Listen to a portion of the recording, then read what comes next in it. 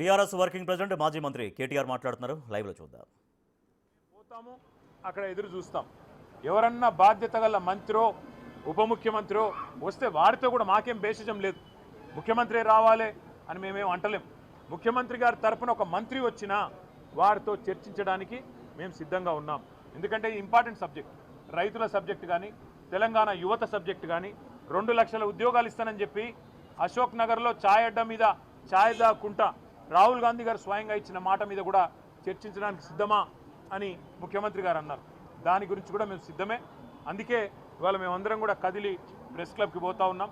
అక్కడ ఎవరో ఒక మంత్రి గారు, బాధ్యత గల మంత్రి గారు వచ్చినా చర్చించడానికి మేము సిద్ధంగానే ఉన్నామని చెప్పి తెలియజేస్తూ, మరి ముఖ్యమంత్రి గారు మాట నిలుపుకొని తప్పకుండా హాజరు కావాలని, ఇవాళ హాజరు కాలేని పక్షంలో మరొక రోజు వారు ఏ స్థలం చెప్పినా, ఏ తేదీ చెప్పినా, ఏ రోజు చెప్పినా, ఏ డేటు ఏ టైం చెప్పినా తప్పకుండా మేము వస్తాము మా పార్టీ తరఫున. మళ్ళొకసారి వారి సవాల్ను స్వీకరిస్తూ వారికి విజ్ఞప్తి చేస్తూ, చర్చలో తప్పకుండా ఎవరైనా మంత్రి గారు వస్తే వారికి కూడా ముఖ్యమంత్రి గారికి చెప్పాలనుకున్న అన్ని విషయాలు, రాష్ట్రంలో రైతులకు జరుగుతున్న మోసాలు, రాష్ట్రంలో రైతులకు చేస్తున్న అన్యాయం మీద వివరించి చెప్పడానికి మేము సిద్ధంగా ఉన్నామని మళ్ళొకసారి తెలియజేస్తాం.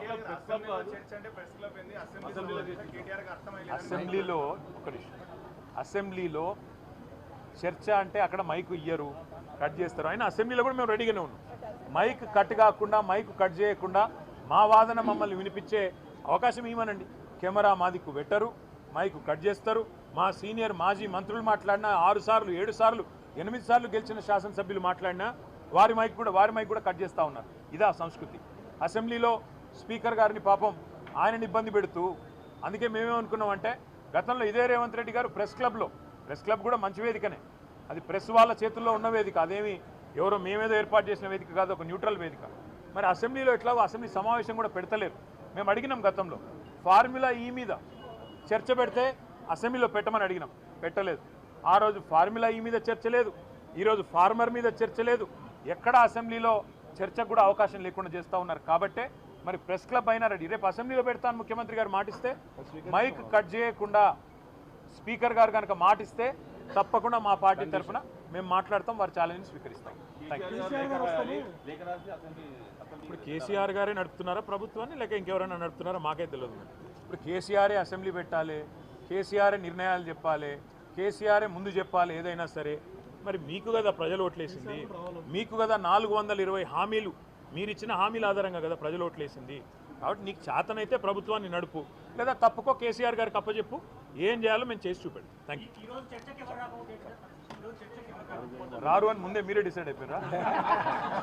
పారిపోయిందా? ఓకే, మీరు రండి.